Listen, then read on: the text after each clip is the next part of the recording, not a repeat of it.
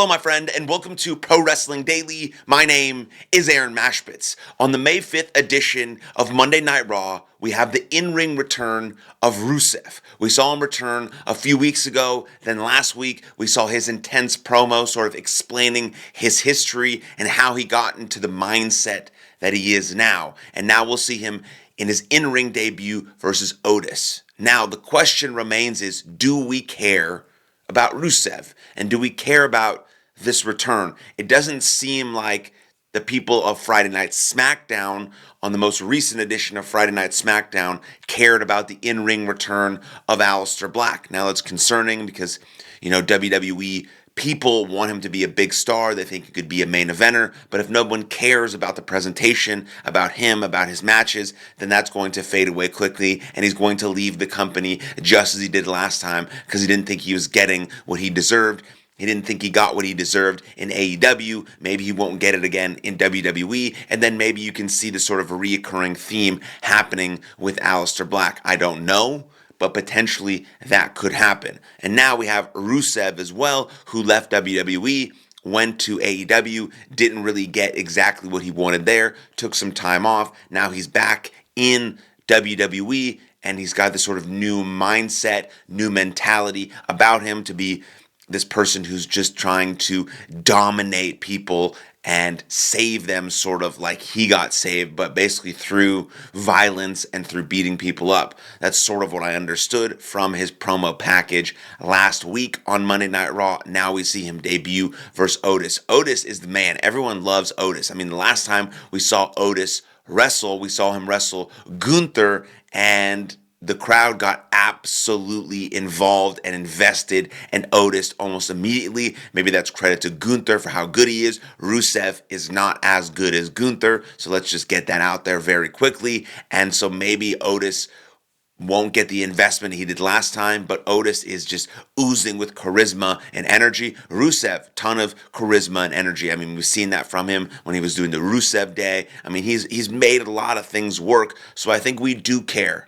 I think we do care about Rusev. I'm not super involved yet. I'm not super drawn in to this new Rusev yet, so I'm interested to see how this match goes, how it plays out. They present him as this dominating monster. Does he just destroy Otis, who's also massive and huge and has the most charisma you've ever seen in a human ever? Or do they have it make it a matchup? And so I'm interested to see where that goes on this in-ring return from Rusev, but I'm slightly leaning towards caring about Rusev much more than I do about Aleister Black, unfortunately. And so that's a big note from this coming episode of the May 5th edition of Friday Night SmackDown. And then you have what's going to be the match of the night. I love to make this prediction before every single Monday Night Raw. I've been getting it right recently because it hasn't been very hard.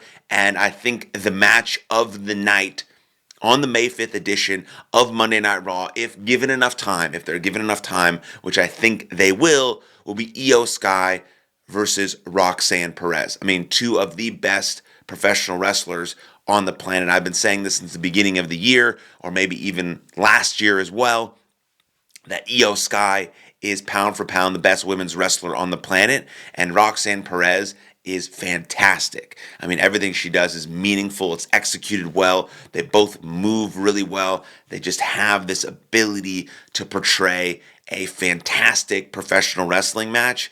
And if maybe another match gets added or something happens, there doesn't seem to be anything on the upcoming episode of Monday Night Raw that will be better than this match. Now, there might be better segments. There might be better tag matches. I don't know. I really don't know. But I'm just going to say this will be the match of the night simply because the talent between these two women of Roxanne Perez and Io Sky is unmatched.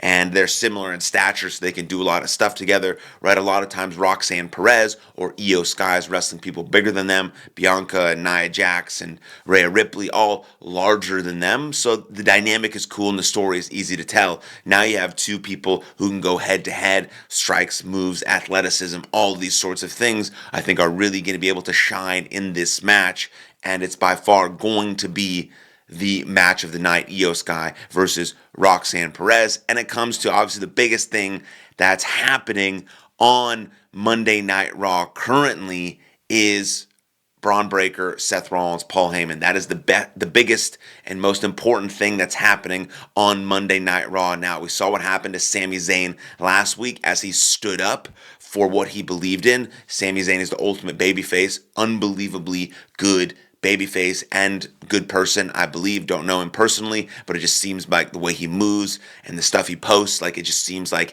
he is a solid guy. And you can see that come through when he stands firm in his morals. And that's what a really good babyface does, stands firm in their morals and is willing to, get beat up for the things they believe in. Now, the Sami Zayn story is not done. I think long-term booking, we're going to see WrestleMania 42 World Heavyweight Championship match, Seth Rollins versus Sami Zayn, where Sami Zayn wins the big one, just like we saw Jey Uso win the big one this year versus Gunther. Sami Zayn is going to win it at WrestleMania 42 versus Seth Rollins, and so they got a year to build that story. But what is going to happen tonight? What is the message going to be from Rollins, Breaker, and Paul Heyman?